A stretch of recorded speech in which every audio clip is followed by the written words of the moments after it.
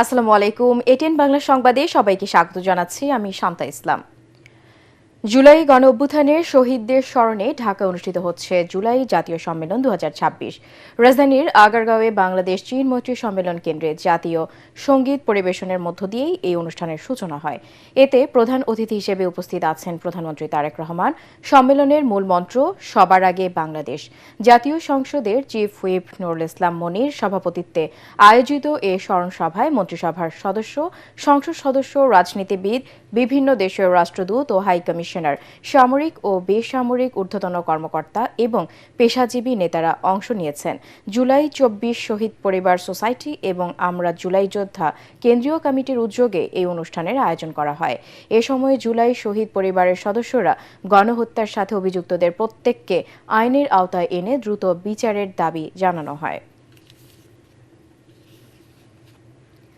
দর্শক, আমরা সরাসরি চলে যাচ্ছি বাংলাদেশ চীন মৈত্রী সম্মেলন কেন্দ্রে, যেখানে জুলাই জাতীয় সম্মেলন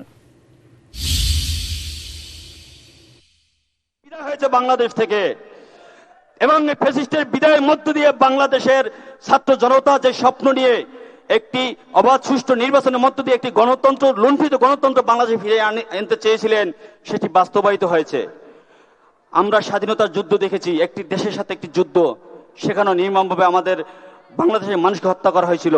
আরেকটি যুদ্ধ দেখেছি 2024 সালে, এটি ছিল বাংলাদেশের গণতন্ত্রের জন্য যুদ্ধ, এটি ছিল লুণ্ঠিত গণতন্ত্র ফিরে আসার জন্য যুদ্ধ, এটি ছিল ন্যায় বিচার, সাম্য, মানবিক গুম খুনের বিরুদ্ধে যুদ্ধ।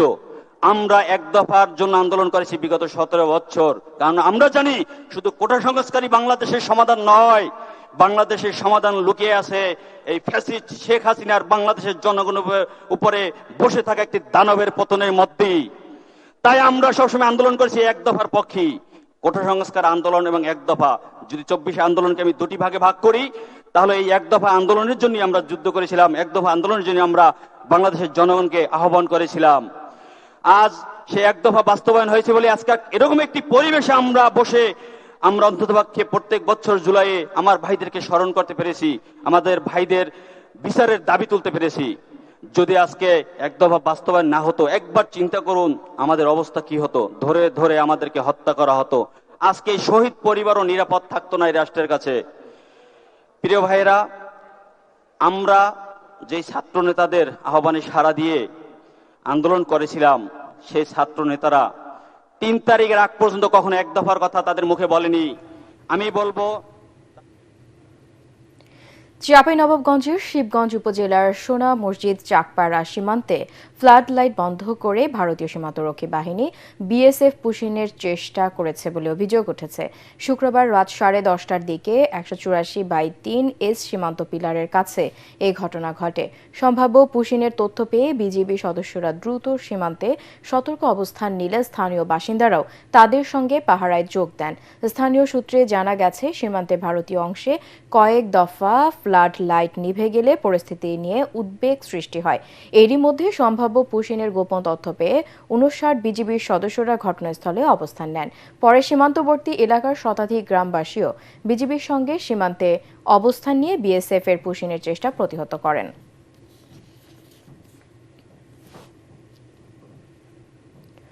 আন্তর্জাতিক, ইরানের প্রয়াত সর্বোচ্চ নেতা আয়াতুল্লাহ আলী খামেনির প্রতি শোক ও শেষ শ্রদ্ধা জানানোর অনুষ্ঠান শুরু হয়েছে। তেহরানের ইমাম খোমেনি গ্র্যান্ড মোসাল্লা ও এর আশপাশের রাস্তায় আনুষ্ঠানিক বিদায় অনুষ্ঠান শুরু হয়ে গেছে বলে জানিয়েছে ইরানি সংবাদ মাধ্যম। সংবাদ সংস্থা তাসনিম জানিয়েছে, প্রয়াত সর্বোচ্চ নেতাকে শেষ শ্রদ্ধা জানাতে রাজধানীতে জড়ো হওয়া লাখো শোকার্ত মানুষের জন্য এই বিশাল মসজিদের দরজা খুলে দেওয়া হয়েছে। তবে মূল আনুষ্ঠানিকতা শুরুর আগেই আলী খামেনিকে বিদায় জানানোর অনুষ্ঠানে অংশ নিতে গ্র্যান্ড মোসাল্লা চত্বরে প্রবেশ করেন হাজার হাজার শোকার্ত মানুষ। বিশাল এই চত্বরের মূল প্রাঙ্গণ মুহূর্তেই কানায় কানায় পূর্ণ হয়ে ওঠে। পরিস্থিতি সামাল দিতে রাজধানী জুড়ে ব্যাপক ট্রাফিক বিধিনিষেধ জারি করেছে কর্তৃপক্ষ। সুদূর যুক্তরাষ্ট্রে ম্যাচ অনুষ্ঠিত হলেও প্রিয় দলের জয়কে কেন্দ্র করে বাংলাদেশের ফুটবল প্রেমীদের মাঝে ছিল বাঁধ ভাঙা উচ্ছ্বাস ও উন্মাদনা। গভীর রাতে ঢাকা বিশ্ববিদ্যালয়ের টিএসসিতে বড় পর্দায় খেলা দেখতে ভিড় করেন হাজারো সমর্থক। মেসির দুর্দান্ত পারফরম্যান্সে ম্যাচ জয়ের পর উল্লাসে মেতে ওঠেন আকাশী নীল জার্সির ভক্তরা। বিস্তারিত জানাচ্ছেন জামিল হাসান শান্ত। সুদূর যুক্তরাষ্ট্রের মাঠে চলছে আর্জেন্টিনা বনাম কেপ ভার্দের বাঁচা মরার লড়াই। তবে সেই ম্যাচের উত্তাপ আর উন্মাদনা ছুঁয়ে গেছে হাজার মাইল দূরের বাংলাদেশেও। প্রিয় দলকে সমর্থন জানাতে ম্যাচ শুরুর কয়েক ঘন্টা আগেই কানায় কানায় পূর্ণ হয়ে যায় ঢাকা বিশ্ববিদ্যালয়ের টিএসসি প্রাঙ্গণ। মধ্যরাতে নীরবতা ভেঙে টিএসসিতে নামে নীল আকাশের জোয়ার। এবারের আসরের আর্জেন্টিনার বহুল কাঙ্ক্ষিত এই নকআউট ম্যাচের জয় দেখার আশায় পরিবার পরিজন নিয়ে খেলা দেখার উৎসব ছিল চোখে পড়ার মতো। বাবা মায়ের সাথে গভীর রাতে পছন্দের দলের খেলা দেখতে হাজির হয়েছিল ছোট্ট শিশুরাও। আজকে আব্বু আম্মুর সাথে আর্জেন্টিনা খেলা দেখতে এসেছি, অনেক ভালো লেগেছে, অনেক ভালো, অনেক। মাঠে বলের দখলের সাথে সাথে টিএসসিতে বাড়ছিল টান টান উত্তেজনা। আর ম্যাচের 29 মিনিটের মাথায় ম্যাজিক দেখান অধিনায়ক লিওনেল মেসি। তখন যেন উৎসবের পারদ আকাশ ছুঁয়ে ফেলে। তবে সে আনন্দ বেশিক্ষণ স্থায়ী হয়নি। কেপ ভার্দে ম্যাচের 59 মিনিটে গোল করে সমতায় নিয়ে আসে। অতিরিক্ত সময় খেলা গড়ালে 11 মিনিটে আত্মঘাতী গোলে 3-2 ব্যবধানে জয় পায় আর্জেন্টিনা।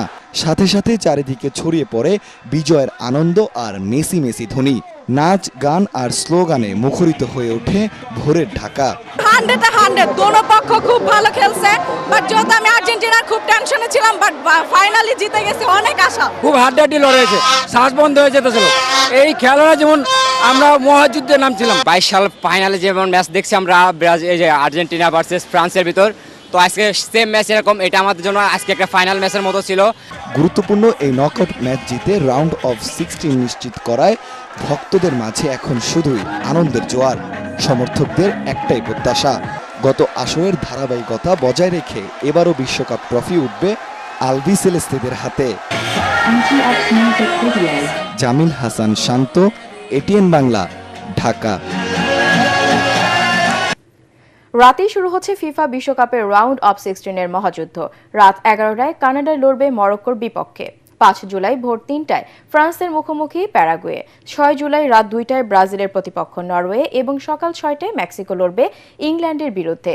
7 জুলাই রাত 1টায় হাই ভোল্টেজ ম্যাচে পর্তুগালের মুখোমুখি হবে স্পেন। সকাল 6টায় স্বাগতিক যুক্তরাষ্ট্র খেলবে বেলজিয়ামের সাথে। 7 জুলাই রাত 10টায় মাঠে নামবে আর্জেন্টিনা, প্রতিপক্ষ মিশর। আর শেষ ম্যাচে 8 জুলাই রাত 2টায় সুইজারল্যান্ড খেলবে কলম্বিয়ার বিপক্ষে।